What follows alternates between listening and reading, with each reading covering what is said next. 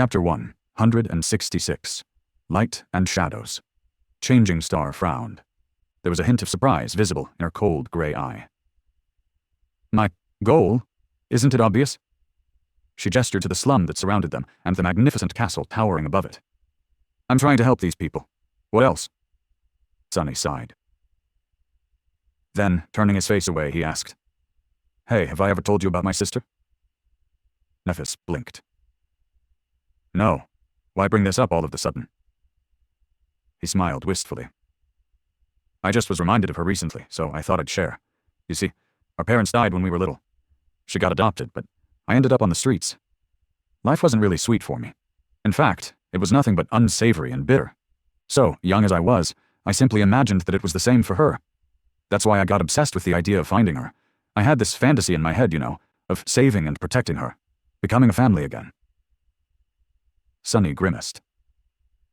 But how could a penniless undesirable like me find anyone? You know how the city databases are. Even if they're functional, unsealing anything requires you to be a citizen, and one of a considerable rank, too. However, I was ready to do anything to accomplish my goal. So, I saved up money. A street kid can't earn much, but even then, I saved up as much as I could. A dark expression appeared on his face. Even if I had almost nothing to eat, I would keep putting away the pathetic amount of credits I had earned through doing all kinds of horrid crap. And after 4 or 5 years of this, by the time I was nearly 17, I finally had enough to hire a private investigator. He smiled. You see, there was this detective who sometimes hired us nobodies to gather information for him. His services weren't cheap, but I trusted him. Or in him, at least. So I gave all my money to that guy and told him to find my sister. And you know what? He did. One day, about a month after we made the deal, he gave me a piece of paper with an address written on it. So I went there. Nephis hesitated for a few moments, then asked in a quiet voice, So, what happened? Did you meet your sister? Sonny rubbed his face, glanced at the sky, and said, Sort of. I actually met her near the tram terminal. Only at that time I didn't recognize her. You see, despite my lofty ideas of being her savior, I couldn't even really remember what she looked like. There was this girl, around 12 years old, wearing a tidy school uniform. She was walking in the same direction as me. I only realized that it was her after she entered the house from the address. He was silent for a while, then continued, his voice strangely emotionless. It was already dark. I think it was raining. The house was situated in a really nice district. They actually had the whole house to themselves. Just one family living in it. Can you imagine? Well, I guess you can. Anyway, there was even a lawn. And a window. A big window that shined light outside. Watching them through that window was almost like watching a television show. Sonny remembered the splendor of it, his own embarrassing astonishment, and tried to smile. However, he failed. Standing in the shadows just outside the edge of that light, I observed her family for a while. She had parents who loved her and treated her well.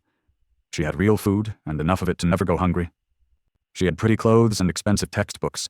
She even had cute younger siblings. They were all smiling, laughing, and having a great time together. Neff looked at him and asked, So, what did you do? Sonny didn't answer immediately. Instead, he remembered how he just stood there, watching those happy people. How he looked down at his own frail body, his dirty and ragged clothes, the bruises on his bloodied knuckles, and realized how utterly out of place he was in that picture. After years of dreaming of finding his sister and saving her, he was faced with the simple fact that she never really needed him. She probably didn't even remember that he existed. More than that, returning into her life would not bring anything good to her. He didn't have anything pleasant or beneficial to offer. He could only make things worse. Do you want to read more chapters out there on that dark and rainy night? While Sonny was standing in the shadows, something in his heart was extinguished forever. Something inside him died. No matter what kind of situation he would find himself in after this, nothing would really compare to the darkness he felt in that single moment. After remaining motionless for a long time, he slowly backed away, turned around, and walked into the darkness. A few days after that, he began showing the first symptoms of being infected by the nightmare spell. And the rest was history. Shaking off the unpleasant memories, Sonny pretended to be carefree and shrugged. I did the only selfless thing that I have ever done. I turned around and went away. Do you know why? Nephis slowly shook her head. Sonny grinned, the anger finally finding its way into his eyes. Because even a cretin like me was able to realize that the person he wanted to save didn't need his saving.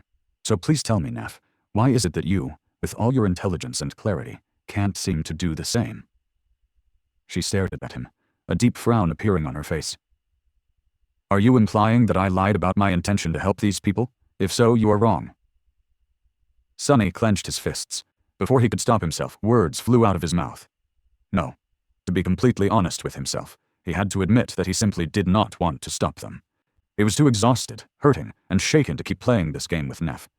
It was time to bring everything to light. Maybe then, he would be able to regain clarity. Glaring at Changing Star, Sonny spat. Fuck you, Neff. She blinked. What?